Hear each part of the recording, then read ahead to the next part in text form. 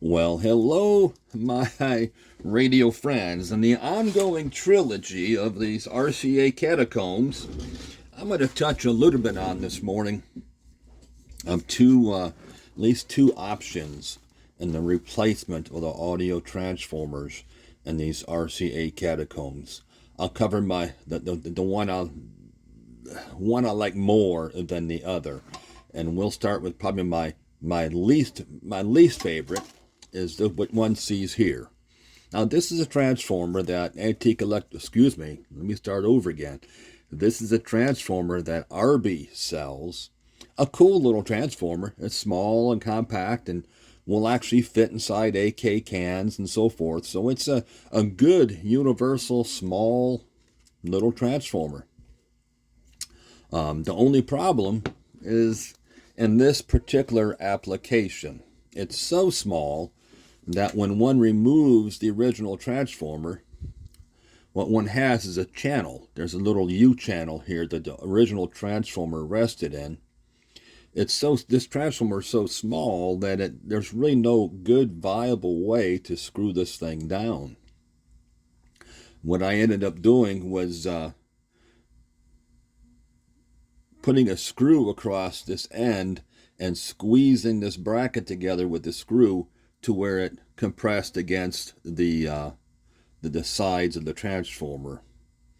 On this other end, there was no good viable option to screw or bolt or anything of that nature. So, not the way I like to do things wholeheartedly, but it was certainly, I think, my only real viable option. Is I put a little bit of 5-minute epoxy between here and this transformer, and more or less just glued these two together at this end. Certainly held in place, held solid. It's just my only concern is at a later time, if this one happens to go out, it's going to make separating these two obviously a little more of a challenge. But it's certainly a workable option. I mean, it's small. The wires are good. They aren't so huge like I've seen on some other transformer replacements. The wires are perfect size and they solder up real well. They're good length to the wires. They reach to your destinations. So I'm sure it's a viable transformer. Just don't care for the mounting option. Let's go to option number 2. What I really prefer, and that is what one sees here. These are a replaceable core that one can utilize. Here's a piece of the original iron that would have mounted in the transformer or in its set, just as one sees here. One removes this original iron and merely slides it on to the new coil and runs it down. And of course, one has to do this with all the laminations, but one could see how it would fit on. And with all the iron on there, that would make for a very nice option. The original mount holes are still here. Of course, match up to the set. It makes for, I take 440 screws and mount everything back in. In fact, allow me to show you. Here is those transformers.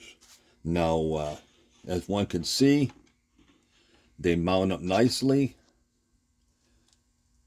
The original iron. Now, there was rivets, brass rivets across these 4 screws at the bottom.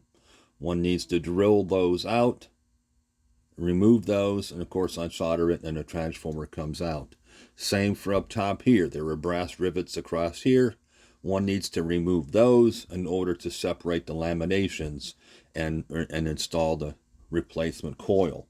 Now, these coils are actually made by Hammond, and these are a little bit of a larger coil than on the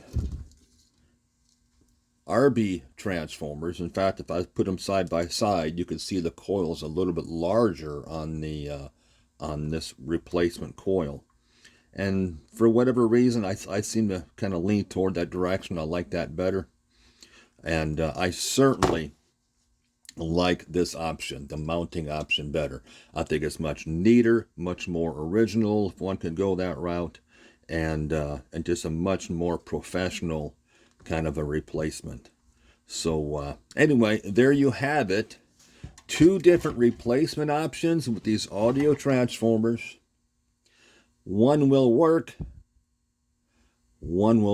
and I like a lot better. So there you have it. Hope you found it helpful. And for what it's worth, there is a third option out there. Actually, I may touch on it at a later time. So presently, this is what I'm working with, and I certainly go with option number 2. Thank you so much. Hope you found it helpful, and to be continued.